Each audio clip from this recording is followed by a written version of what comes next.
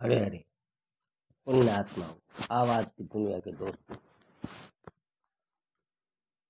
दुर्जन से च सर्पस्य वरम सर्पो न दुर्जनम सर्पो दसंती कालेन दुर्जनस्तु पदे पदे। दुष्ट व्यक्ति और सांप, इन दोनों में से किसी एक को चुनना हो तो दुष्ट व्यक्ति की अपेक्षा सांप को चुनना ठीक रहेगा, क्योंकि सांप समय आने पर ही काटेगा, जबकि दुष्ट व्यक्ति हर समय हानि पहुंचाता रहेगा। मित्रों, भाइयों बहनों, चाणक्य ने यह स्पष्ट किया है कि दुष्ट व्यक्ति सांप से भी अधिक भयंकर होता है। सांप तो आत्मरक्षा के लिए आक्रमण करता है, परंतु दुष्ट व्यक्ति अपने स्वभाव के कारण सदैव कोई न कोई किसी न किसी प्रकार का कष्ट पहुंचाता ही रहता है। इस प्रकार दुष्ट व्यक्ति सांप से भी अधिक घातक होता है। मित्रों, एतदर्थ कुलीनानाम नृपा कुर्वन्ति संग्रहम आदि मध्य अवसानेषु न त्यजन्ति च ते नृपम। राजा लोग अच्छे कुलीन व्यक्तियों को अपने पास इसलिए रखते हैं कि वे राजा की उन्नति के समय और उसका ऐश्वर्य समाप्त हो जाने पर तथा विपत्ति के समय भी उसे नहीं छोड़ते। भाइयों बहनों, राजा लोग अथवा राजपुरुष राज्य के महत्वपूर्ण पदों व स्थानों पर उत्तम कुल वाले व्यक्तियों को ही नियुक्त करते हैं, क्योंकि उनमें उच्च संस्कारों तथा अच्छी शिक्षा के कारण एक विशिष्टता होती है। वे राजा के हर काम में सहायक होते हैं। वे उसकी उन्नति के समय अथवा सामान्य मध्यम स्थिति में तथा संकट आने के समय भी साथ नहीं छोड़ते।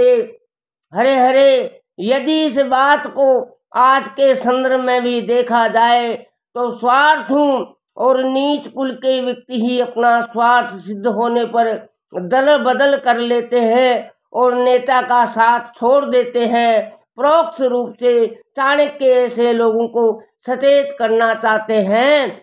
हरे हरे, आवाज की दुनिया के दोस्तों, पुण्यात्माओं, प्रलय भिन्न मर्यादा भवन्तु किल सागरा सागरा वेद मिच्छन्ति प्रलय अपि न साधवे। समुद्र भी प्रलय की स्थिति में अपनी मर्यादा का उल्लंघन कर देते हैं और किनारों को लांघकर सारे प्रदेश में फैल जाते हैं, परंतु सज्जन व्यक्ति प्रलय के समान भयंकर आपत्ति और कष्ट आने पर भी अपनी सीमा में ही रहते हैं, मर्यादा नहीं छोड़ते। विशाल सागर बहुत गंभीर रहता है, परंतु चाणक्य धैर्यवान गंभीर व्यक्ति को सागर की अपेक्षा श्रेष्ठ मानते हैं।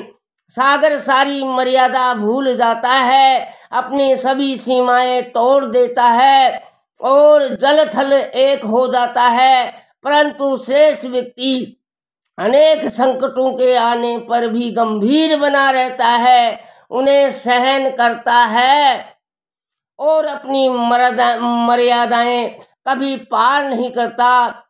मूर्खस्तु परिहर्त्र व प्रत्यक्षोदुप पशु भिन्नति वाक्सलेन अदृष्ट कष्ट को यथा। अन्य मनुष्य के समान मूर्ख व्यक्ति भी दो पैरों वाला होता है, परंतु वह प्रत्यक्ष रूप से अन्य मनुष्य के समान होने पर भी पशु के समान है। भले उसके दो पैर है, परंतु वह श्रेष्ठ व्यक्ति को उसी प्रकार कष्ट पहुंचाता रहता है जैसे शरीर में चुभा हुआ कांटा शरीर को कष्ट पहुंचाता रहता है। मूर्ख व्यक्ति के दो पैर वाला पशु मानना चाहिए, क्योंकि वे अपनी गंदी वाणी तथा गंदे आचरण से लोगों के मन में उसी प्रकार कष्ट पैदा करता रहता है जिस प्रकार शरीर में चुभा कांटा हर समय एक विशेष प्रकार की पीड़ा पहुंचाता रहता है।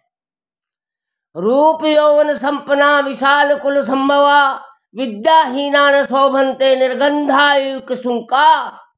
हरे हरे, सुंदर रूप वाला यौवन से युक्त ऊंचे कुल में उत्पन्न होने पर भी विद्या से हीन मनुष्य सुगंध रहित ढाक अथवा केसु के फूल की भांति उपेक्षित रहता है।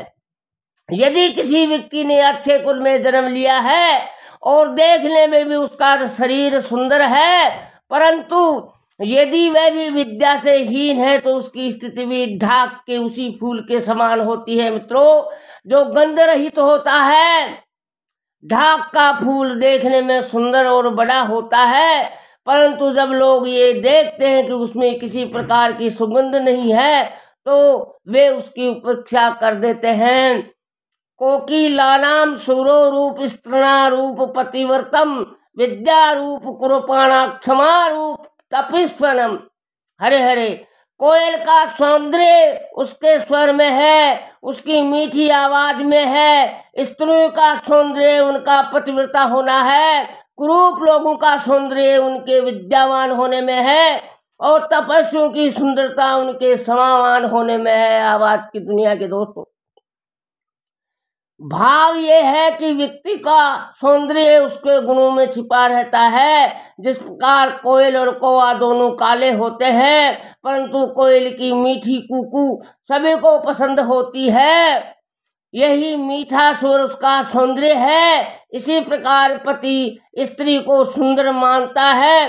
जो पतिव्रता होती है अर्थात स्त्री का सौंदर्य उसका पतिव्रत धर्म है मित्रों। शरीर से कुरूप व्यक्ति भी विद्या के कारण आदर का पात्र बन जाता है। आवाज की दुनिया के दोस्तों, तप करने वाले व्यक्ति की शोभा उसकी क्षमाशीलता के कारण होती है। तजेदेकम कुलस्वग्रमासुत कुलम तजेत ग्राम जनपदस्यो आत्मार्थ पृथ्वी तजेत।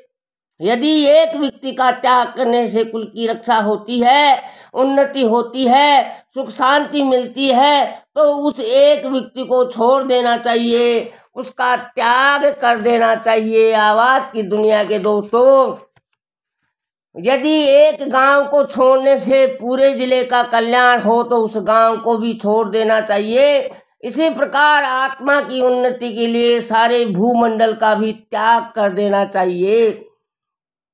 चाणक्य के इस श्लोक का मूल भाव ये कि यदि थोड़ा बलिदान करके अधिक लोगों को सुखी किया जा सके तो उस छोटे से बलिदान को हिचकिचाना नहीं चाहिए। परंतु श्लोक के अंत में चाणक्य ने जो बात कही है वह अत्यंत महत्वपूर्ण है कि यदि व्यक्ति अपनी उन्नति में किसी चीज को बाधक समझता है तो उसका त्याग कर देने में देरी नहीं करनी चाहिए। यदि उसे संसार भर की नियामतों का त्याग करना पड़े तो भी अपनी उन्नति के लिए उन्हें त्याग देना चाहिए। हरे हरे, जय श्री कृष्णा, राधे राधे।